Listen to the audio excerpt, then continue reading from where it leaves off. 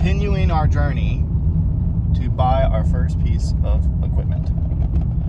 We have farmed successfully for how many years? 4-ish? Yeah, I'd say Almost farmed 5. for 3. 3. Yeah, we I'd say like small farmed for a 4. year before that. Yeah. But we have done this with 0 equipment. We had a small 4-wheeler, and then we borrowed a friend's side-by-side for a year. A friend was really gracious and let us borrow a side-by-side. Yeah. We have talked about it a lot. We talked to our financial advisor, and it's time for us to buy a piece of equipment. We looked at tractors. We thought about tractors a lot, but we also have a business where we do tree service on the side. And so what we wanted to do is we wanted to provide multiple uses from the machine. And so we're going to buy a skid steer. We're not even looking at a super expensive skid steer. Yeah. We're looking at a used skid steer. Yeah. So we'll talk about what we're looking at when we get there and everything like that. But right now the kids are super excited because they're going to get to see a bunch of tractors. So I wanted to talk about really quick how we're buying this. So a lot of different people will say different stuff. So a lot of people will be like, buy cash used on the market, which is totally fine. And there's a lot of stuff that you probably should do that with. Yeah.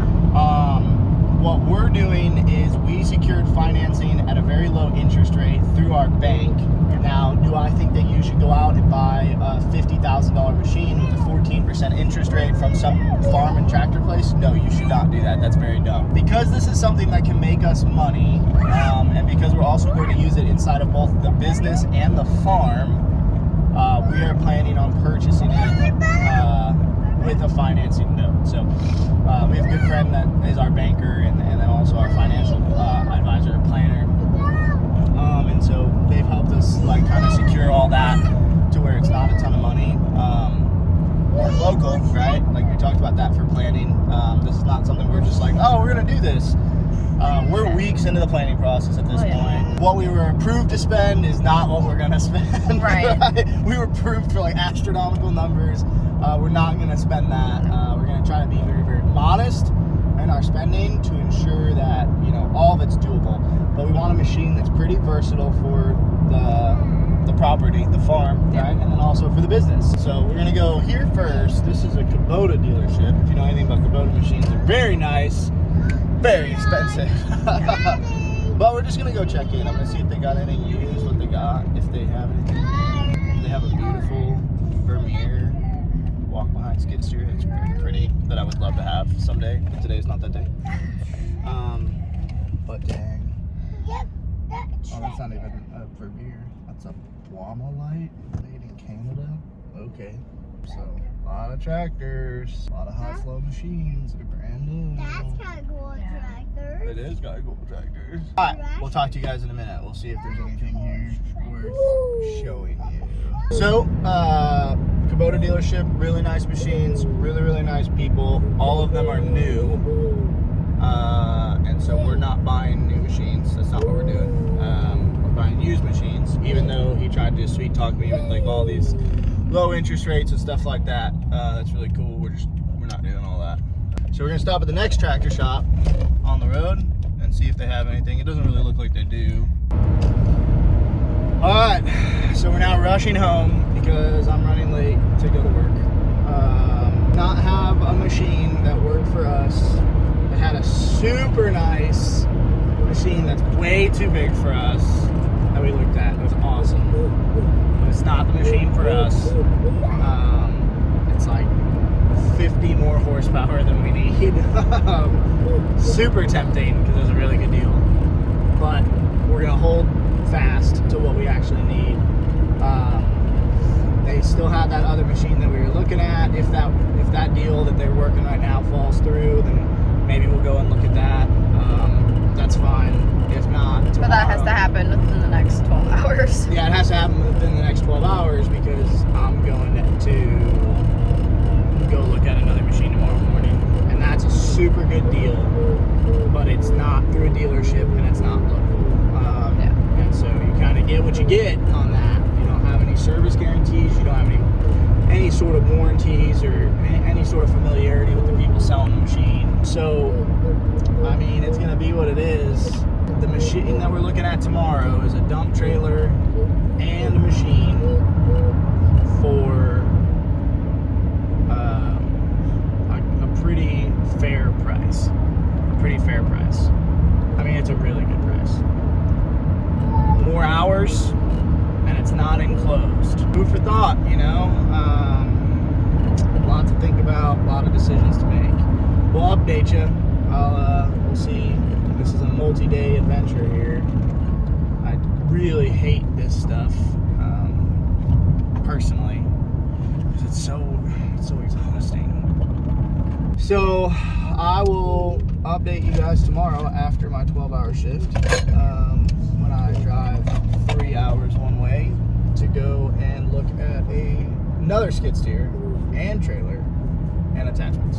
What's gonna happen? I don't know, but we'll figure it out and we'll be all right. Stay tuned. Midland Valley Farm. All right, guys. So we got a machine. It's back there. My good friend Casey right there. He helped me. He drove 6 hours with me to get this machine. I worked all night I worked 5 p.m. to 5 a.m. and then me and Casey left this morning to go and look at this machine, evaluate it, and try to make a deal. We made a pretty good deal, I would say. It's pretty good. And so, yeah, I mean, there's stuff that we wanted that we didn't get out of the machine. So we didn't get a closed cab. Okay, all right. It doesn't have heating and air conditioning. Okay, all right. But the tracks are in good shape. All the pistons are in good shape. There doesn't seem to be abundant wear and tear on the vehicle. There's a little bit of blow-by. That's all right. You got a 10-year-old diesel motor, a little bit of blow-by to be expected. All right, not the end of the world right there.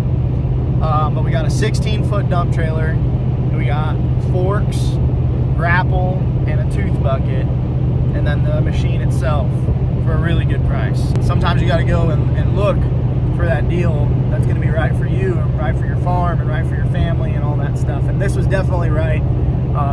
Praying with this dude that sold us the machine, and man, the Lord had his hand on it, so that was really cool. Here in a second we'll get to the house and we'll get this thing unloaded so you guys can see it. It'll be pretty cool.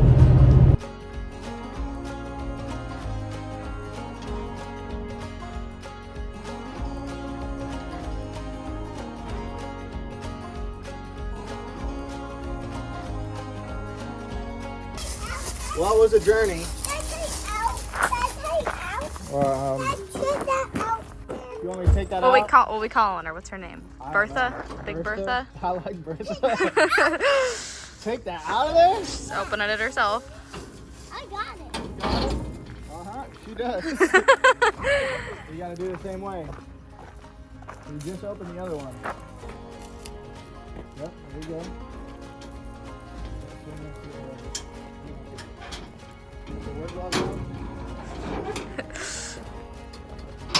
Oh my god. How am I gonna get it out? With the ramps. What do you think, Sam?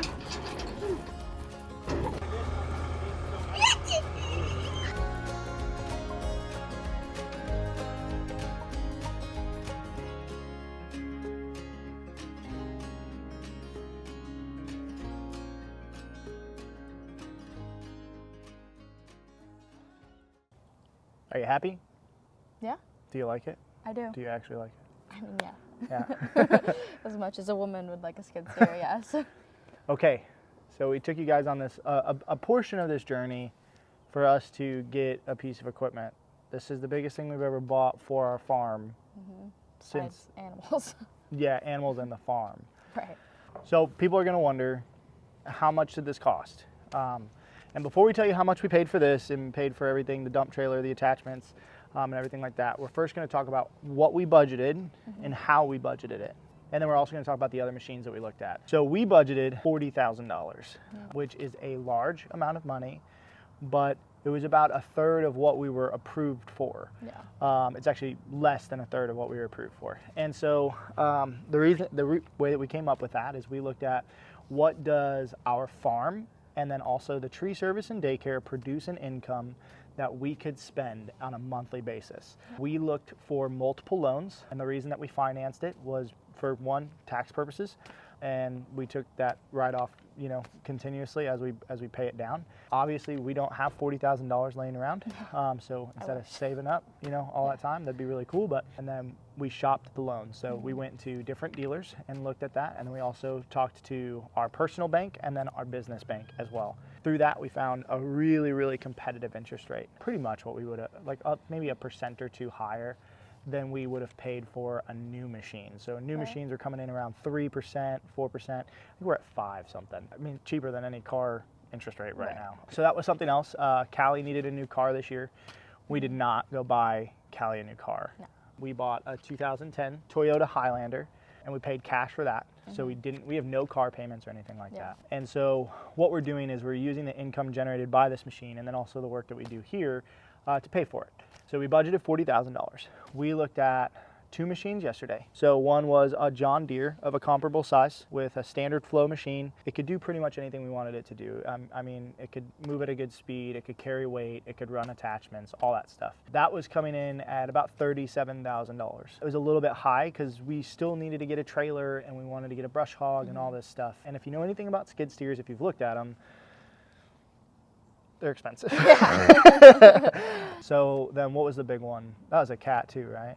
I think so. Yeah, it was a $299. So we also, it was a dealership that took it on trade, was a huge Cat $299, and they wanted $43,000. Super good deal for the machine, and everything in me wanted to buy it. I wanted it so bad.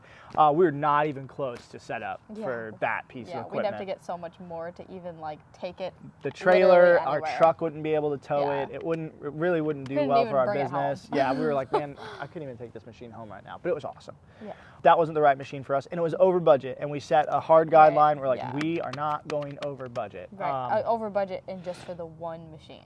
Right, without, because our budget was for the machine, the attachments, and the trailer. Right, for it. And that was a hard find. So then we looked at another machine. It was a New Holland. It was $30,000. By the time we got to that dealership, it had already sold. So. Wasn't meant to be, right? Now that machine did have a cab, right? So we had a couple of goals with this. We wanted a cab. We wanted a strong machine with lower hours. We wanted attachments with it, and we also wanted a dump trailer. A lot of things to want for. We got pretty close though. But for not for a very cheap price, to be honest. What we're talking about is probably a $60,000 or $70,000 deal, and we were trying to do it for $40,000. So we reached out to this gentleman. I found him online, right? We'd already secured our own financing and everything like that. Pre-approved, or approved, not even pre-approved, like in your bank account, good to go. Because we worked with our local banker, we knew people, right? We talked to this gentleman. He had a 16-foot dump trailer, and we'll show you a close-up video while we're doing this. So he had a 16-foot dump trailer that was 7 foot wide with 5-foot walls, low miles, new tires, all lights, all hydraulics work. Good, okay. Had a industrial grapple. This is a 96-inch industrial grapple. It is a gangster, super duper duper tough. 96-inch tooth bucket, and then I think there are 9,000-pound industrial forks that are from Caterpillar as well as the skid steer. So the skid steer is a 249D standard flow machine, 2,900 hours. It is an open cab, not an enclosed cab. Does not have heat or air. New tracks, recently serviced. Total package, he wanted $36,000. I was like, man, that's a steal. That's everything we want, you know, and then some. Didn't have a brush hog. We needed a brush hog. Yeah, and then it wasn't enclosed. And it wasn't enclosed. So it's like, okay, so there's some stuff we're missing there. Still have a little bit of room after we title and tag the trailer and all that stuff to maybe get a brush hog too.